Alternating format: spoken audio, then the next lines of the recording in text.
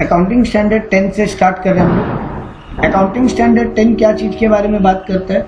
Accounting standard 10 बात करता है property, plant and equipment. Property, plant and equipment, यानी आपका कुल मिला के बोला जाए तो फिक्स एसेट के वैल्यूएशन का बात करता है अकाउंटिंग स्टैंडर्ड 10। इसका एप्लीकेबिलिटी कब से हुआ? 1/4/2016 से। ये मैंडेटरी फॉर ऑल एंटरप्राइजेज है, हर बिजनेस के लिए मैंडेटरी है except company applying Indian accounting standard 16। जो लोग इंडिया 16 अप्लाई कर रहे हैं उस पर ये अकाउंटिंग स्टैंडर्ड एप्लीकेबल नहीं। ये ओनली फिक्स एसेट का बात करता है, ये फिक्स टेंजिबल एसेट का बात करता है, माने इनटेंजिबल एसेट का बात ये नहीं करता। अब नेक्स्ट पॉइंट आता है कि सर इनटेंजिबल एसेट या टेंजिबल एसेट होता क्या है? तो पहले बोला टेंजिबल एसेट क्या होता है, तो tangible asset following condition fulfil करे वो टेंजिबल एसेट है। दो जो कंडीशन है दोनों में से अगर एक भी फुलफिल कर रहा है तो उस एसेट को हम टेंजिबल एसेट बोलेंगे। Held for use for production, office या रिसर्च एंड डेवलपमेंट या सेलिंग एंड डिस्ट्रीब्यूशन। हम कोई भी एसेट जो हेल्ड कर रहे हैं, मेरे पास रख रहे हैं कुछ प्रोडक्शन करने के लिए, कोई ऑफिशियल यूज़ के लिए या कोई सेलिंग एंड डिस्ट्रीब्यूशन पर्पज़ के लिए। मान लो मेरे पास एक मशीन है तो वो प्रोडक्शन पर्पज़ के लिए, वो ऑफिस का रेंट है, ऑफिस का रूम है या ऑफिस का एसी वगैरह है, वो ऑफिशियल इक्विपमेंट हो गया। ऑफिस एंड एडमिन ओवरहेड जैसे बोलते थे। And selling and distribution, sales का वैन है, सेल्स का शोरूम है, ये सब हो गया। या फिर हेल्ड फॉर रेंटल पर्पज़, अगर हम भाड़ा पे देने के लिए भी रख रहे हैं तो वो भी मेरा टेंजिबल एसेट है। मेरे पास एक मशीन है जिसका हम भाड़ा पे देने का काम करते हैं, मेरे पास रूम है जो हम भाड़े पे देते हैं, तो held for use, production, office and selling and distribution या हेल्ड फॉर रेंटल पर्पज़। अब रेंटल में भी दो होता है, या तो हम लीज पे दे रहे हैं या इन्वेस्टमेंट प्रॉपर्टी है। हेल्ड, अच्छा कुछ और इंपॉर्टेंट कंडीशन है। नंबर 1 कंडीशन पूरी हुई तो वो टेंजिबल एसेट है। नंबर बी क्या बोला? Held for more than 12 month, तभी इस एएस में कवर करेगी।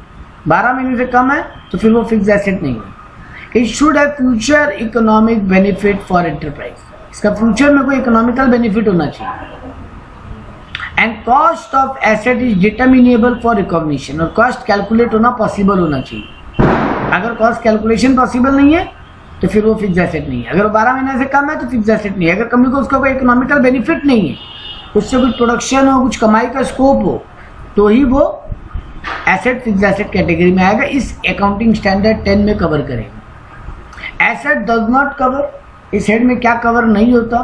तो कोई भी बायोलॉजिकल एसेट, जैसे लिविंग एनिमल, किसी के पास घोड़े हैं, किसी के पास हाथी है, ऊंट है, जानवर है, जिंदा जानवर, वो एसेट में कवर नहीं होगा। सर ट्रीज एंड प्लांट, ये भी बायोलॉजिकल एसेट होते हैं। हाँ सर, जिन पेड़ों पे फल लगते हैं और हम फल काट के बेचते हैं वो मेरा फिक्स एसेट है, लेकिन ऐसे नॉर्मली जो पेड़ उगते हैं वो सब इस चैप्टर में कवर्ड नहीं है।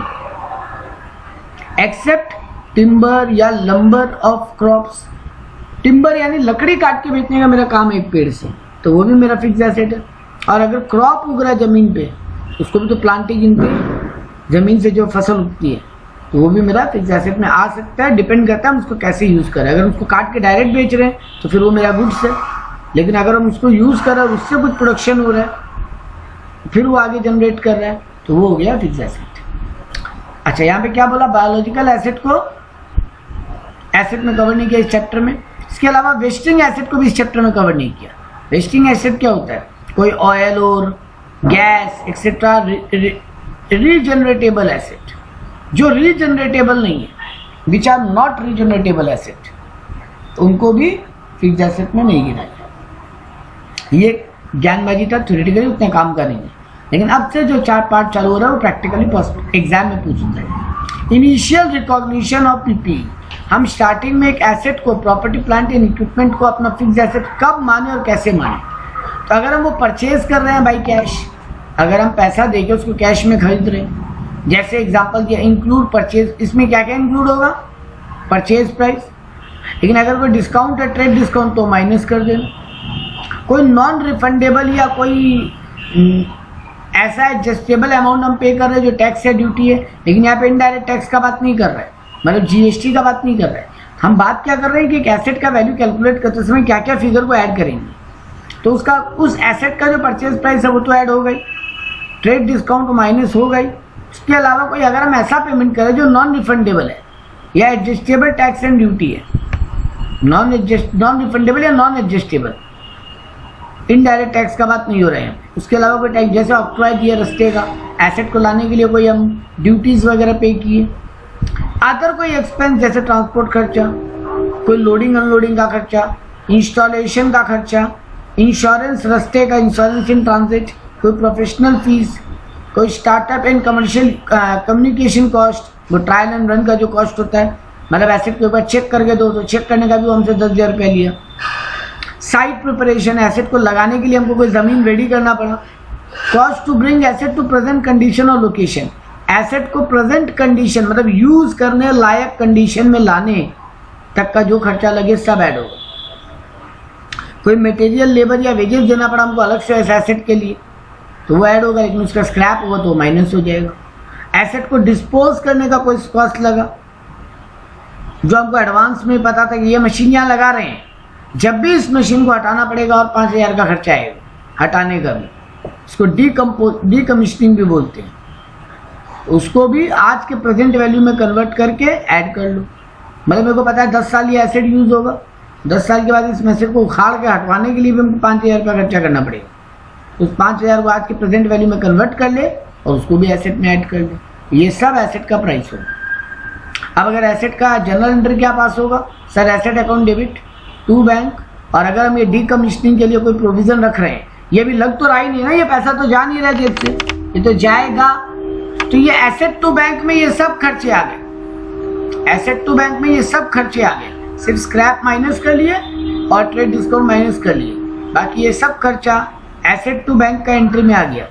और अलग से क्या लिख लिए, वो जो 5,000 रुपया, मान लिया हम 5 लाख का मशीन लाए, ये सब खर्चा करके 5 लाख रुपया लगा, तो 5 लाख ये 5,000 रुपया मेरे को पता है वो डीकमिशनिंग का लगेगा, तो 5 लाख 5,000, 5 लाख रुपये हम कैश में दे दिए, बाकी 5,000 का प्रोविजन बना के रख दिए कि जिस दिन इस एसेट को डिसमेंटल करेंगे तब ये पैसा लगेगा। एसेट में क्या क्या ऐड नहीं करते, जब एसेट खरीद के लाते हैं क्या क्या ऐड नहीं करते।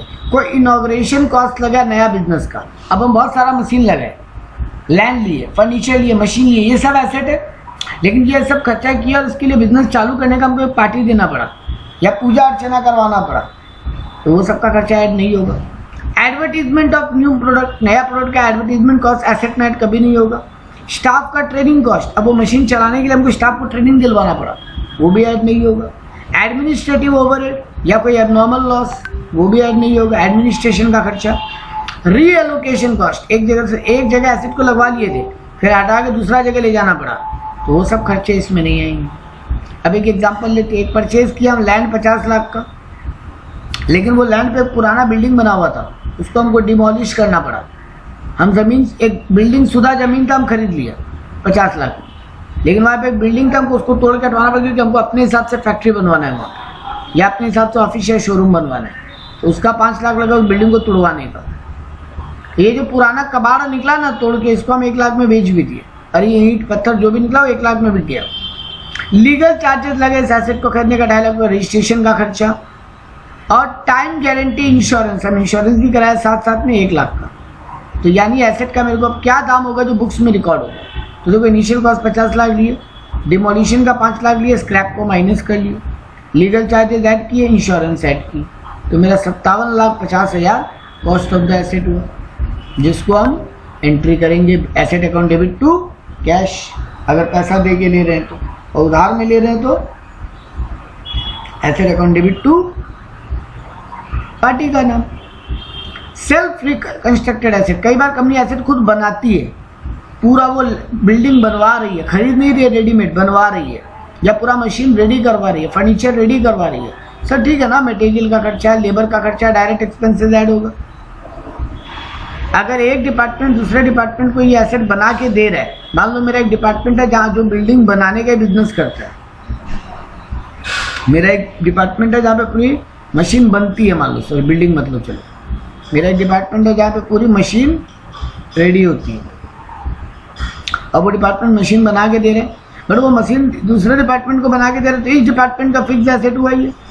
डिपार्टमेंट 1 डिपार्टमेंट 2 को एक मशीन बना के दिया, लेकिन डिपार्टमेंट 1 डिपार्टमेंट 2 से मशीन बनाने का 50 लाख रुपया जो खर्चा लगा प्लस 2 लाख का अपना प्रॉफिट भी लिया। तो ये अपने बुक्स में 52 लाख नहीं लिखेगा, अरे एक डिपार्टमेंट दूसरे डिपार्टमेंट से कैसे कमा सकता है, दोनों सेम ही तो बिजनेस है। तो इंटरिम प्रॉफिट जो चार्ज हुआ वो माइनस कर लो, प्लस कोई भी अलोकेबल ओवरहेड, ऐसा कोई भी खर्चा जो पर्टिकुलर एसेट से कनेक्टेड है,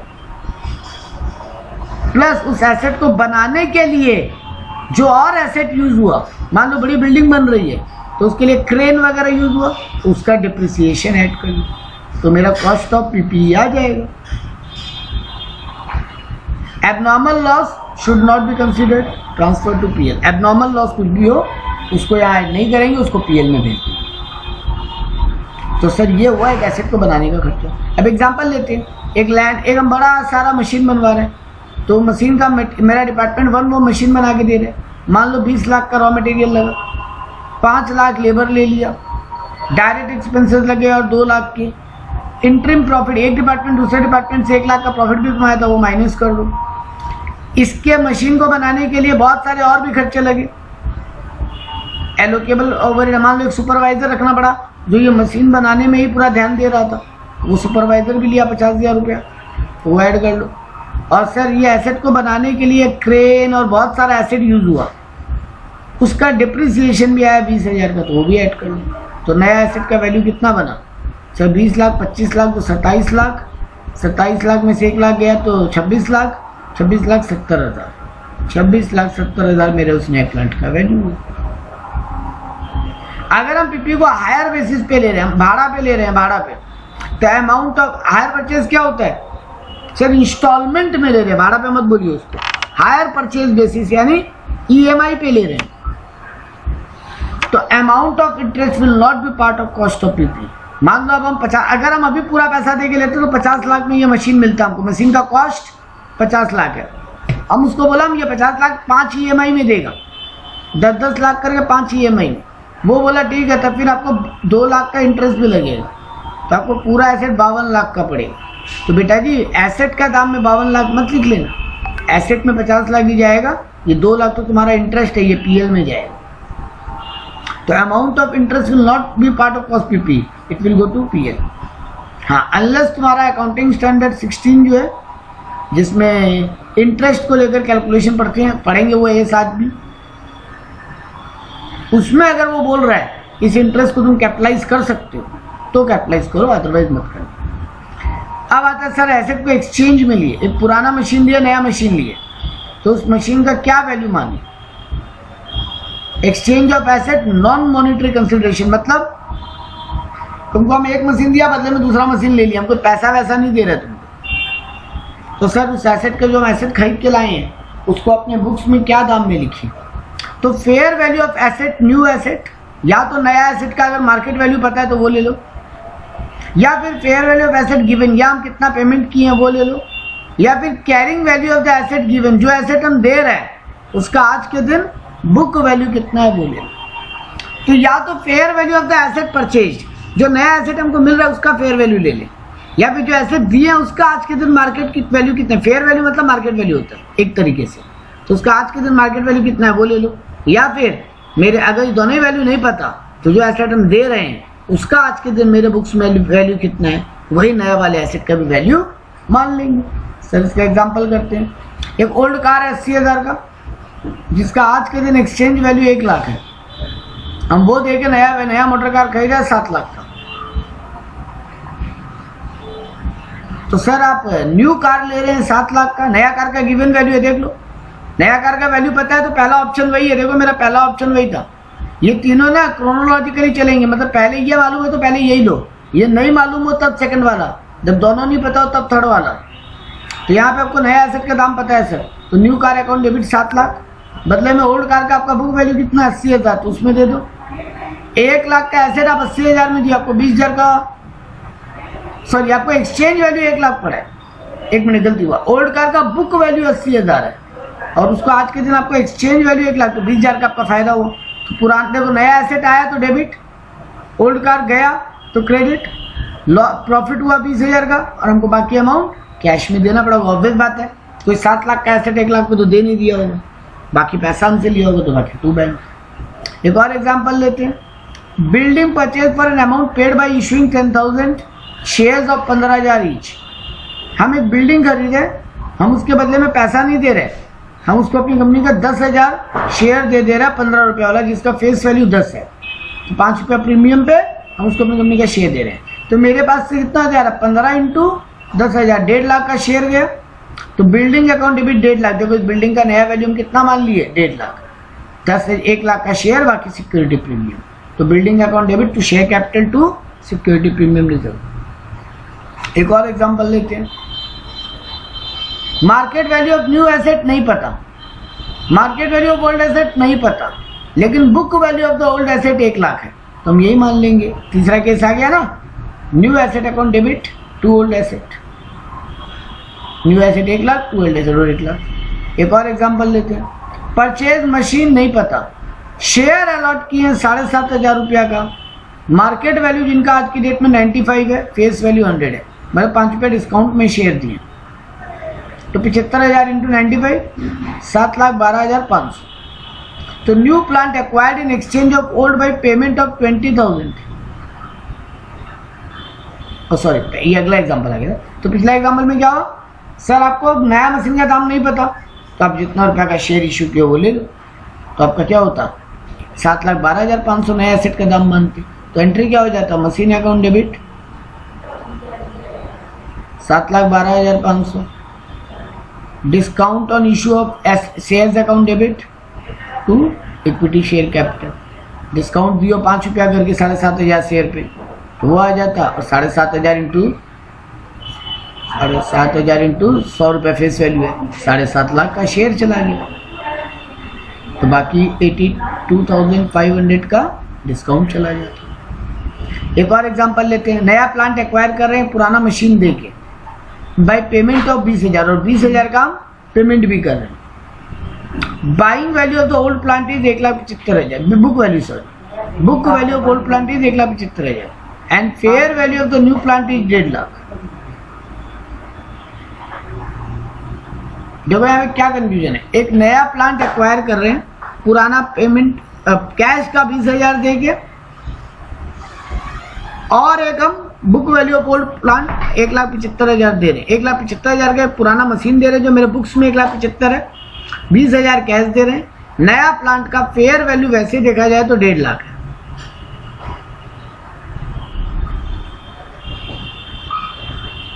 समझे बात को? तो यहाँ पे देखो मेरे को लॉस हो रहा है, हम कितना का दे रहे हैं, 1,75,000 प्लस 20, 195 का एसेट दे रहे हैं। तो देखो नया प्लांट हम, ये बैलेंसिंग फिगर निकलेगा यहाँ पे, हमारा ओल्ड प्लांट जा रहा है 1.5 लाख का, मान ले रहे हैं, हम कैश में पेमेंट कर रहे हैं 20,000, तो 1,75,000, जबकि नया प्लांट का फेयर वैल्यू कितना है 1.5 लाख, हम दे कितना रहे हैं 1,75,000, फेयर वैल्यू है 1.5 लाख, तो मेरे को 25,000 का लॉस हुआ, यानी मेरे नए प्लांट का वैल्यू है 1,45,000। तो इस तरीके से आपको एंट्री पास करनी है।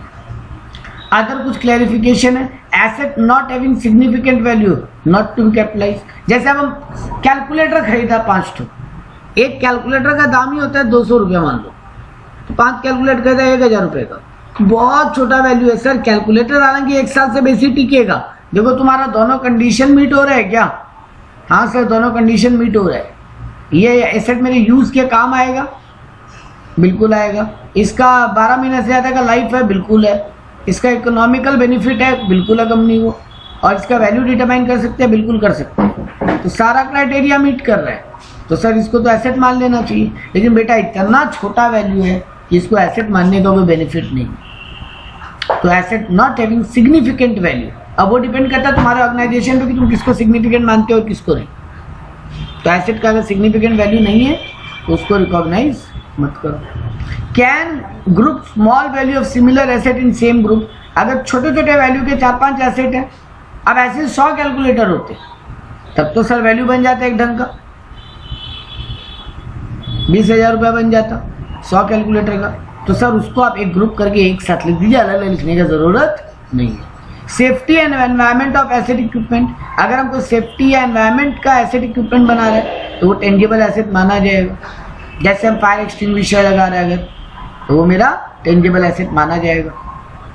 कोई अगर इरेगुलर सर्विस है, स्टैंड बाई इक्विपमेंट या स्पेस या पार्ट, जैसे मान लो कोई ऐसा एसेट है जो मेरे को हमेशा काम नहीं लगता, कभी कभी काम लगता है, स्टैंड बाई इक्विपमेंट है वो मेरा, स्पेयर पार्ट्स है, तो उसको भी बोला अकाउंटिंग स्टैंडर्ड 10 में आप रिकॉर्ड कर सकते हैं। स्पेयर पार्ट है, वो मेरे काम नहीं लग रहा, मेरा मशीन का मेन हैंडल टूटेगा तब वो सेकेंड हैंड हैंडल काम आएगा मेरे, जो हैंडल अंदर रखा हुआ है स्टोर रूम में, ठीक है कोई बात नहीं, उसको तुम एसेट के रूप में रिकॉग्नाइज कर सकते हो। अब आता है सब्सिक्वेंट रिकॉग्निशन। सब्सिक्वेंट रिकॉग्निशन क्या होता है?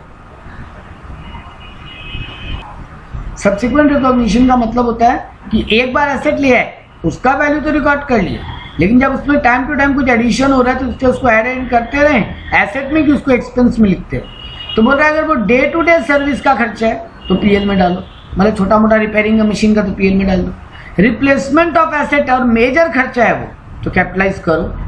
अगर मान लो कोई इंस्पेक्शन का खर्चा, बड़ी बड़ी मशीनें होती है उनको टाइम टू टाइम इंस्पेक्ट करना, जैसे बड़ी बड़ी एयरक्राफ्ट, एग्जाम्पल लिया मैं एयरलाइन इंडस्ट्री का, तो बड़ी बड़ी जो प्लेन्स होती है फ्लाइट्स, उनका तो बहुत इंस्पेक्शन का खर्चा होता है। तो सर अगर वो स्मॉल खर्चा है तो उसको पीएल में डाल दो, अगर वो मेजर खर्चा है, बड़ा खर्चा है, तो उसको एसेट में हर साल ऐड करते रहो। देखो जैसे यहाँ पे एक एग्जाम्पल लिया, जनरल रिपेयर को कहाँ भेजेंगे? पीएल में। Repairing of electric motor PL में। पार्शियल रिप्लेसमेंट, छोटा मोटा पार्ट रिप्लेस कर रहे हैं, पीएल में। सब्सिक्वेंट इंप्रूवमेंट, हम ऐसा कुछ इंप्रूवमेंट करा रहे हैं जिससे उसका लाइफ या कैपेसिटी यानी एफिशिएंसी बढ़ जाए, तो उसको कैपिटलाइज करो। मान लो मेरा पूरा बिल्डिंग है, उसमें इलेक्ट्रिक वायरिंग का पूरा कनेक्शन चेंज करवा रहे हैं, तो ये बिल्डिंग में एसेट में ऐड हो जाएगा, क्योंकि पूरा बिल्डिंग का इलेक्ट्रिसिटी वायरिंग आप चेंज करवा रहे हो, अच्छा खासा खर्चा होगा, उसको कैपिटलाइज करो, उसको एसेट में ऐड करो। मतलब बिल्डिंग का वैल्यू बढ़ा दो, मान लो तुम 1 लाख रुपये अपना इलेक्ट्रिक वायरिंग पे खर्चा किए, 50 लाख तुम्हारे बिल्डिंग का बुक वैल्यू है अभी की डेट पे, और 1 लाख की हो तो ऐड कर लो। इस एसेट का दाम 51 लाख रुपये मान लो, तो एंट्री क्या हो जाएगा? Asset account debit to cash. Measurement of PP after initial recognition, तो देखो 2 मेथड है। हर साल तुम अपने बुक्स में उस एसेट को किस वैल्यू पे रिकॉर्ड करके रखोगे, या तो कॉस्ट मेथड पे चलते रहो, मतलब डिप्री माइनस करते रहो और जो कॉस्ट है वही चलता जाएगा। 50 लाख में लैंड बिल्डिंग लिया था, हर साल मान लो 5-5 लाख करके या 2-2 लाख करके डिप्री हो रहा है, जो भी फिगर है, तो भाई डिप्री माइनस करते रहो, 2 लाख बच गया 48 लाख, फिर 2 लाख माइनस कर दो, बच गया 46 लाख। डब्ल्यूडीवी है तो डब्ल्यूडीवी फॉलो कर लो। लेकिन एक और तरीका है, रीवैल्यूएशन मेथड। अब ये डिप्री से अलग पार्ट है पूरा। रीवैल्यूएशन क्या होता है? हमको हर साल चेक करना पड़ेगा, या कुछ पर्टिकुलर ईयर्स के बाद चेक करना पड़ेगा कि मेरे एसेट का मार्केट वैल्यू अगर बढ़ रहा है बहुत ज़्यादा ही, तो हमको एसेट को बढ़ा लेना चाहिए, और मार्केट वैल्यू घट रहा है बहुत ज़्यादा ही, तो एसेट को कम कर लेना चाहिए। मतलब यही एकमात्र जगह है। जनरली हम क्या बोलते हैं, डिप्रिसिएशन कभी भी बुक मार्केट वैल्यू से कंपेयर करके नहीं होता। डिप्रिसिएशन एसेट के यूज के कारण होता है, मार्केट वैल्यू से मतलब नहीं है। 20 लाख का मशीन है, बाजार में 2 लाख दाम है तो हम 18 लाख से उसको रिड्यूस कर लें, ऐसा नहीं होता डिप्रिसिएशन जब। लेकिन ये इम्पेयरमेंट या रिवैल्यूएशन जब बोलते हैं, अगला टॉपिक भी पढ़ोगे इम्पेयरमेंट, अभी पढ़ रहे हो रिवैल्यूएशन। रिवैल्यूएशन मतलब एसेट का वैल्यू बढ़ाना, इम्पेयरमेंट मतलब एसेट का वैल्यू कम करना। सर ये मार्केट वैल्यू से कंपेयर करके कर रहे हैं, क्या ये करना चाहिए? तुम्हारा चॉइस है। जो हम बोले choice of method is of enterprise, तुम्हारा बिजनेस जो चाहता है वो मेथड चूज कर। Revaluation is recommended by AS10 for fair presentation. Revaluation method recommended है, करना चाहिए ताकि प्रेजेंटेशन अच्छा रहे। तो की पॉइंट, अगर कभी रिवैल्यूएशन अडॉप्ट कर रहा है तो applicable on same class of asset, not for all. हम चाहें तो ये कर सकते हैं कि सिर्फ मशीन्स पे तो हम रिवैल्यूएशन करवा रहे हैं मार्केट वैल्यू देख के, लेकिन फर्नीचर बिल्डिंग उन पे नहीं करवा रहे। लेकिन एक क्लास ऑफ एसेट तो करवा रहे हैं, अगर बिल्डिंग को करवा रहे हैं तो 5 बिल्डिंग है तो 5 का रिवैल्यूएशन होना चाहिए। फिर अगर वैल्यू चेंजेस फ्रिक्वेंटली तो use of revaluation each year. अगर मेरे को लगता है कि मेरे एसेट का वैल्यू हर साल मार्केट में बहुत तेजी से बदलता है तो हमको रिवैल्यूएशन एवरी ईयर करना चाहिए। अगर फ्रिक्वेंटली नहीं बदलता है तो 3 से 5 साल में एक बार कर लो। इस कौन सा वैल्यू कंसीडर करेंगे? Fair value. फेयर वैल्यू का मतलब यहाँ पे मार्केट वैल्यू। इसके लिए एक सर्टिफाइड वैल्यूअर आएगा, वो वैल्यूएशन करके बताएगा कि आज के दिन तुम्हारे एसेट का वैल्यू कितना होना चाहिए। इसके लिए discounting cash flow technique use होता है। याद है FM में एक चैप्टर पढ़े थे कैपिटल बजटिंग, तो जो भी फ्यूचर वैल्यू है उस एसेट को उसको आज के दिन कन्वर्ट करना पड़ेगा वो एनपीवी टेक्निक से। तो नेट मेथड एक इसका कैलकुलेशन का मेथड है, नेट मेथड। यही मेथड ज़्यादा रिकमेंडेड है। हम एक एग्जांपल दे रहे हैं, देखो मेरा ओरिजिनल कॉस्ट एसेट का 10,000, एक्यूमुलेटेड डिप्रिसिएशन यानी अब तक लाइफ टाइम डिप्रिसिएशन एसेट का 2,000 है, लेकिन आज यानी इसके हिसाब से वैल्यू कितना होना चाहिए 8,000, लेकिन आज के दिन इसका मार्केट वैल्यू है 16,000। तो हमको क्या करना पड़ेगा सर? सिंपल तरीका, नेट मेथड ही ज़्यादा रिकमेंडेड है क्योंकि ये सिंपल है। सर एक्यूमुलेटेड डिप्रिसिएशन जो भी आपके बुक्स में उसको तो पहले कैंसिल कर दीजिए। तो एक्यूमुलेटेड डिप्रिसिएशन एक लायबिलिटी होता है, तो लायबिलिटी को कैंसिल कर दीजिए, मतलब डेबिट कीजिए। और किस कहाँ इसको भेज दे? To asset. तो देख लो 10,000 का एसेट बन गया 8,000 का, क्योंकि एसेट कम हो गया। और अब 8,000 का एसेट का आज के दिन मार्केट वैल्यू कितना है? 16,000। तो asset account debit to revaluation reserve, asset account debit to revaluation reserve कर लीजिए। सर दूसरा एक और तरीका है जिसको बोलते हैं ग्रॉस मेथड। सर इसमें थोड़ा नौटंकी है, इसलिए ये मेथड ज़्यादा रिकमेंडेड नहीं है। देखो एग्जांपल लेते हैं, मान लो एक original cost of the asset है 10,000, उसका डिप्रिसिएशन है 2,000, तो आज के दिन बुक वैल्यू उसका 8,000। उसको 10,000 से अपवर्ड रिवैल्यू करना है, मतलब 10,000 से उसका वैल्यू बढ़ रहा है मान लो, तो नया एसेट का वैल्यू कितना बन जाएगा? 20,000। अब उस 10,000 पे अलग से डिप्री निकालो 2,000 और, तो टोटल डिप्री हो जाएगा 4,000। तो आज के दिन बुक वैल्यू हो जाएगा 16,000। तो तुम्हारा ऑलरेडी वैल्यू कितना है, उसमें कितना डिप्री है, तो माइनस करके उसका WDV निकाल लो। अब कितना से उस एसेट को बढ़ाना है, उसका डिप्री कितना होना चाहिए था? हम मान ले रहे हैं एक बार 100% बढ़ा है, तो उसका एसेट 8,000 वैल्यू, तो हम 16,000 उसका बुक वैल्यू ले ली। तो हमको 10,000 से एसेट बढ़ाना है, तो asset account debit 10,000। Accumulated depreciation 2,000 से बढ़ाना है, पहले बोला था एक्यूमुलेटेड डिप्रिसिएशन एक लायबिलिटी का लेजर है, प्रोविजन का लेजर है, क्रेडिट करना है, और रिवैल्यूएशन रिजर्व हो रहा है 8,000। तो ये दो मेथड है, कंपनी जो मेथड फॉलो करना चाहे फॉलो कर सकता है, नेट एसेट या ग्रॉस मेथड, नेट मेथड या ग्रॉस मेथड। कुछ अदर इंपॉर्टेंट बातें कंसिडरेशन में रखनी है। If revaluation asset is depreciation then extra depreciation due to increase in asset value shall be amortised from revaluation reserve to general reserve. बोल रहा है कि अगर मेरा रिवैल्यूएशन हो रहा है एसेट का, तो जो एक्स्ट्रा डिप्रिसिएशन है वो हमको अमोर्टाइज करना पड़ेगा रिवैल्यूएशन रिजर्व के थ्रू। तो रिवैल्यूएशन रिजर्व का उतना वैल्यू हम जनरल रिजर्व में भेज देंगे। तो नॉर्मल डिप्रिसिएशन को PL में भेजेंगे, और ये जो एसेट का वैल्यू बढ़ा है, मतलब ये जो 2,000 है डिप्रिसिएशन, ये एसेट बढ़ने के कारण है, ये 2,000 को revaluation reserve to general reserve करेंगे।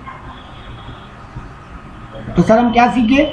सर हम पहले सीखे एसेट 10,000 से बढ़ रहा है, तो एसेट अकाउंट डेबिट 10,000 की, डिप्रिसिएशन को 2,000 से बढ़ाना है, तो 2 accumulated depreciation and 2 revaluation reserve 8,000 कर लिए। अब ये जो 2,000 का मेरा ये रिवैल्यूएशन रिजर्व हुआ है 2,000 का डिप्री का कारण, वो 2,000 हम कहाँ भेज देंगे? उतना रुपये से हमको रिवैल्यूएशन रिजर्व क्रिएट कम करना पड़ेगा, तो revaluation reserve account debit to general reserve कर देंगे वो 2,000 रुपये से, मतलब उसको जनरल रिजर्व से एडजस्ट कर देंगे। नॉर्मल जो डिप्री है वो तो PL में जाएगी। When revaluation asset is sold, जब इस एसेट को बेचेंगे तो then outstanding balance of revaluation reserve will be transferred to general reserve. और जिस दिन इस एसेट को बेचेंगे, अभी मेरे रिवैल्यूएशन रिजर्व में कितना बैलेंस है? सर 8,000 था, 2,000 आप यूज कर लिए डिप्रिसिएशन को एडजस्ट करने में, अभी भी कितना बच गया? 6,000। ये 6,000 रुपया रिवैल्यूएशन रिजर्व में पड़ा रहेगा जब तक कि हम उस एसेट को बेचे नहीं या खत्म नहीं होगा एसेट। जिस दिन खत्म हो जाएगा उस दिन इस बैलेंस को भी जनरल रिजर्व में भेज देंगे, मतलब उस दिन revaluation reserve to general reserve कर देंगे 6,000 रुपये।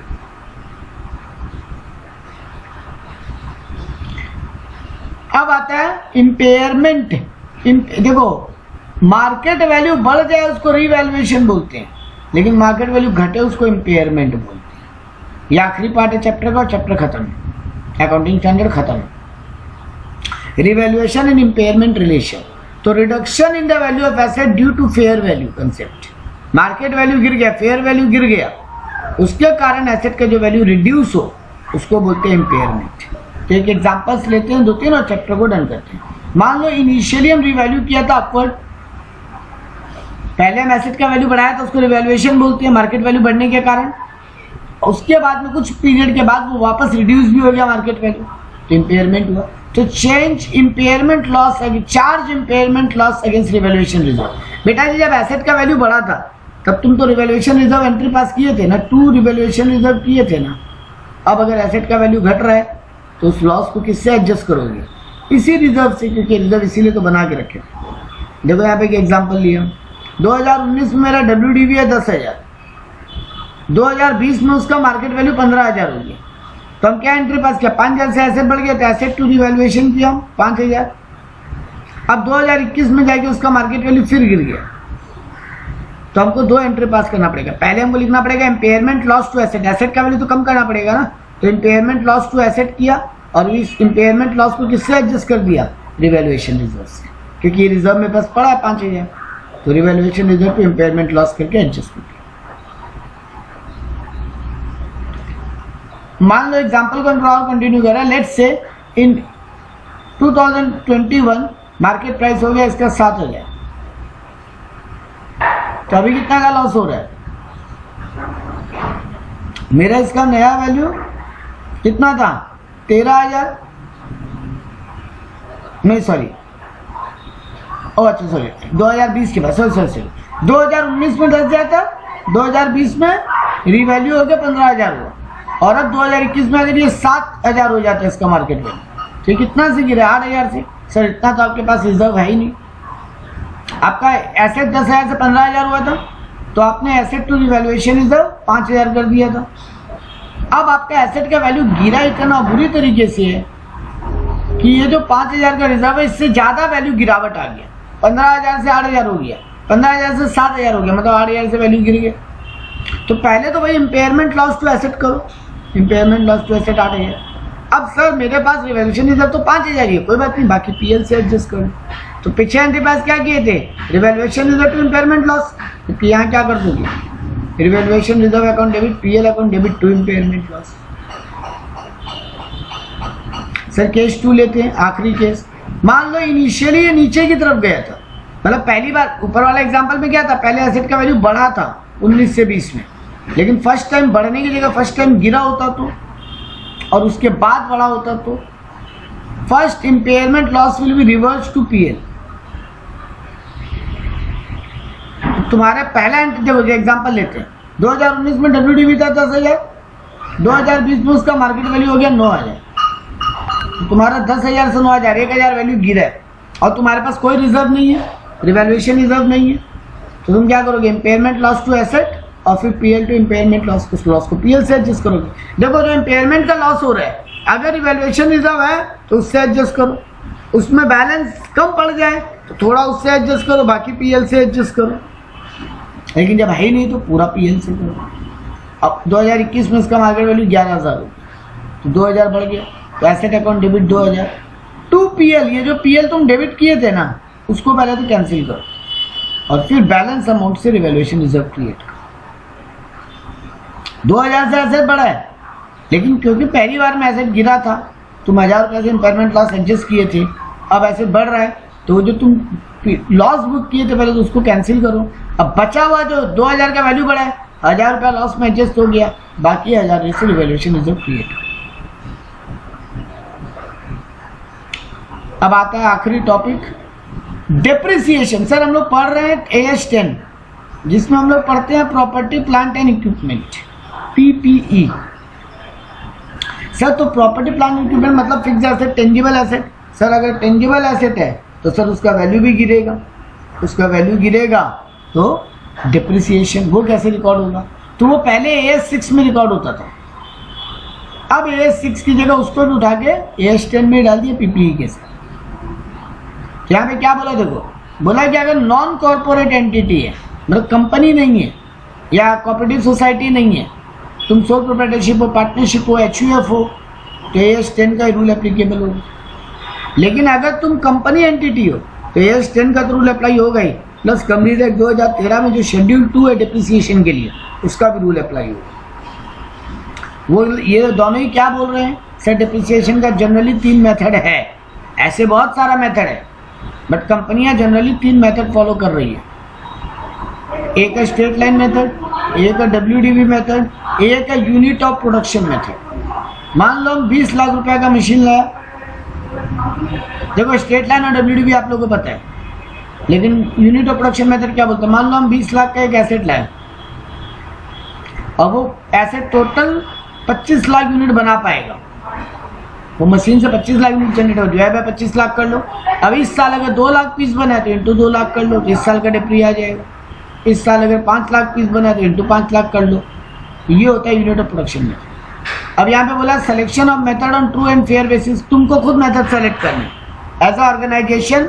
कोई तुम्हारे ऊपर कंपल्सन नहीं है, तुमको जो मेथड पसंद है वो करो, तुमको जो ट्रू एंड फेयर लगे। Depreciation method to be reviewed at the end of the each year, हर साल के एंड में एक बार रिव्यू कर लो ये मेथड ठीक है तो। If required to change then it will be considered as change in accounting estimates. अगर तुमको लगता है कि नहीं मेथड ठीक नहीं है, स्ट्रेट लाइन की जगह WDV होना चाहिए था, 10% की जगह 12% होना चाहिए था, कर लो चेंज। इस चेंज को ही बोलते हैं accounting estimate. There will be no adjustment in accounting of previous year, लेकिन पिछले साल में कोई चेंज नहीं करोगे तुम जाके। अब इस साल से मेथड बदल रहे हो तो इस साल से नया कैलकुलेशन चालू करो। Change in estimated life and salvage value दोनों चेंज हो जाएगा। तुम्हारा लाइफ भी चेंज हो जाएगा एसेट का। मान लो 10 साल टिकने वाला था, 2 साल तुम एक स्ट्रेट लाइन मेथड चलाए, अब तुम मेथड बदलना चाहते हो तो तुम देख लो नया लाइफ कितना दिन और टिकेगा ये एसेट, और इसका कूड़ा के भाव में जिस दिन ये लाइफ खत्म होने के बाद जब उसको स्क्रैप वैल्यू में बेचेंगे, सैल्वेज वैल्यू मतलब स्क्रैप वैल्यू, वो कितना होगा वो भी देखा। तो यहाँ पे एक एग्जांपल लिया, मान लो एक एसेट का कॉस्ट है 1 लाख, सैल्वेज वैल्यू है 10,000, लाइफ है 10 साल, तो after 3 years it is estimated that remaining life 5 years and salvage value 6,000। तो जब खरीदा था तब क्या बोल रहा है, दाम 1 लाख है, इसको 10 साल यूज करेंगे और 10 साल के बाद जब बेचेंगे तो 10,000 में बिक जाएगा स्क्रैप में। लेकिन तुम 3 साल बाद ही जब एसेट को वापस चेक किया तुमको दिखा आ रहा है नहीं 3 साल के बाद यानी हिसाब से और 7 साल टिकना चाहिए, लेकिन तुमको लगा नहीं ये तो 5 ही साल टिकेगा और इससे सैल्वेज वैल्यू 10,000 नहीं 6,000 ही रिकवर होगा, तो तुमको रिवाइज करना पड़ेगा अपनी डिप्रिसिएशन। तो पहला 3 साल तक, फर्स्ट 3 years तक डिप्री में कोई झमेला नहीं है। कैसे निकलता है डिप्री स्ट्रेट लाइन मेथड में, या तो परसेंटेज गिवन हो तो वो फॉलो कर लो, नहीं हो तो original cost minus salvage value divided by life of the asset. तो original cost 1 lakh, salvage value 10,000, life of the asset 10, तो यानी हर साल तुम 9,000 करके डिप्री कर रहे हो। Value of asset after 3 years तुम्हारे बुक्स में कितना वैल्यू बचेगा इसका। सर एक बार के लिए मान रहे स्ट्रेट लाइन था तो 1 लाख माइनस 9,000 रुपये डिप्रिसिएशन 1 साल का, तो 3 साल का कितना होगा 27,000, 1 लाख माइनस 27,000, 73,000 का तुम्हारा डिप्रिसिएशन है। एसेट का वैल्यू आया 3 साल खत्म होने पे। अब तुम रिवाइज करना चाहते हो तो फिर वही कर लो, 73,000 तुम्हारा 3 साल के बाद वैल्यू है, उसका स्क्रैप वैल्यू 6,000 है, डिवाइडेड बाय लाइफ अब और 5 साल है, तो सर अब हर साल 13,400 करके डिप्रिसिएशन। तो ऐसे डिप्रिसिएशन चलता है। आखिरी टॉपिक इस पार्ट का, कंपोनेंट बेस्ड डिप्रिसिएशन। कई बार कंपनी में क्या होता है ना, 50 लाख का मशीन है, लेकिन मशीन का इंजन, बॉडी और अदर पार्ट्स का कंपनी अलग अलग डिप्रिशिएट करना चाहते हैं, कर सकते हैं बिल्कुल। इंजन का सेपरेट, इंजन का वैल्यू 20 करोड़ है, उसका सेपरेट डिप्रिसिएशन, बॉडी का वैल्यू 15 करोड़ है, उसका सेपरेट डिप्रिसिएशन, और बाकी जो पार्ट्स बच गए उनका वैल्यू 5 करोड़ है, उनका मिला के डिप्रिसिएशन। कंपनी ये कर सकता है, कोई ना नहीं। कब डिप्री स्टार्ट कर देना चाहिए बुक्स में कैलकुलेट करना, और कब डिप्री रुक जाना चाहिए बुक्स में, अब और डिप्री बुक नहीं करना चाहिए कब। तो अगर कमेंसमेंट क्या बोला, date when the asset ready to use, जिस दिन खरीद के लाए उस दिन से नहीं, जिस दिन यूज करने लायक हो गया उस दिन से डिप्री क्लेम करो। और कब रुक जाओगे, जब वो एसेट बुक से रिटायर हो जाए, बिके नहीं बिके पड़ा है लेकिन यूज करना बंद कर दिया, तो सर जिस दिन यूज करना चालू किए उस दिन से डिप्री ले लीजिए, जिस दिन यूज करना बंद कर दिए उस दिन डिप्री रोक दीजिए। अब ऊपर याद है एक वर्ड पढ़े थे, डीकमीशनिंग। क्या होता है सर, ये एसेट जिस दिन बेचेंगे उस दिन भी हमको कुछ खर्चा करना पड़ेगा, तोड़ने के लिए, खोलने के लिए। वो खर्चे को हम आज के दिन वैल्यू कैसे लें जिस दिन एसेट खरीद रहे, तो ये डीकमीशनिंग कॉस्ट है। तो अगर प्रेजेंट वैल्यू मेरा बढ़ रहा है एसेट का तो ऐड कर लो, प्रेजेंट वैल्यू घट रहा है तो माइनस करो। इस एसेट का प्रेजेंट वैल्यू अगर बढ़ रहा है तो ऐड कर लो, घट रहा है तो माइनस कर। रिटायरमेंट ऑफ एसेट, तो वैल्यू ऑफ एनआरवी और carrying cost whichever is lower.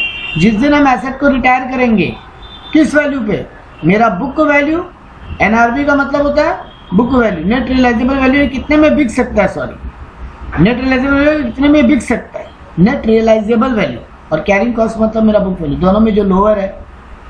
If NRV is less than carrying cost then उसको पीएल में भेज दो।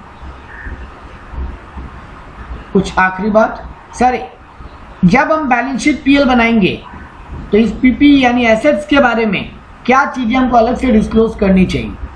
तो तुम डिप्रिसिएशन मेजरमेंट का मेथड क्या यूज करो एसेट का, डिप्रिसिएशन किस मेथड और किस रेट पे कर रहे हो, एस्टिमेटेड लाइफ क्या एसेट का, रेट इज डिफरेंट देन, अगर तुम्हारा कंपनीज एक्ट कोई डिप्रिसिएशन का रेट बता रहा है लेकिन तुम उससे अलग यूज कर रहे हो तो क्यों यूज कर रहे हो, उसका रीजन के साथ, तुम्हारा एक्यूमुलेटेड डिप्रिसिएशन कितना है, ओपनिंग बैलेंस कितना है, क्लोजिंग बैलेंस कितना है, वो अलग से शो होना चाहिए। इस साल एसेट में नया एडिशन कितना हुआ, इम्पेयरमेंट या रिवैल्यूएशन हुआ तो उसका वैल्यू अलग से दिखना चाहिए। अगर हम डॉलर पाउंड में एसेट खरीद के ला रहे हैं तो मान लो डॉलर का वैल्यू बढ़ गया है, डॉलर का वैल्यू गिरा है तो उसका डिफरेंस पीएल में जाना चाहिए। अगर एसेट को कहीं गिरवी रखा हुआ है तो एसेट के नाम के आगे मेंशन करना पड़ेगा। तुम याद है एक वर्ड पढ़ते हो lease hold property, lease hold property, या फिर तुम वर्ड पढ़ते हो फ्री होल्ड प्रॉपर्टी। ये बताना यही हो गया कि ये एसेट गिरवी है और ये एसेट गिरवी नहीं। लीज होल्ड मतलब एसेट कहीं पे गिरवी रखा हुआ है और फ्री होल्ड मतलब एसेट कहीं गिरवी नहीं रखा। और अगर कोई एसेट बन रहा है 31 मार्च के दिन बन रहा है, अभी बन के रेडी नहीं हुआ है, तो उस एसेट को कहाँ दिखाओ, उसको वर्क इन प्रोग्रेस में दिखाओ। तो ये सब कुछ एक बातें अलग से डिस्क्लोज होनी चाहिए। ये था AS10।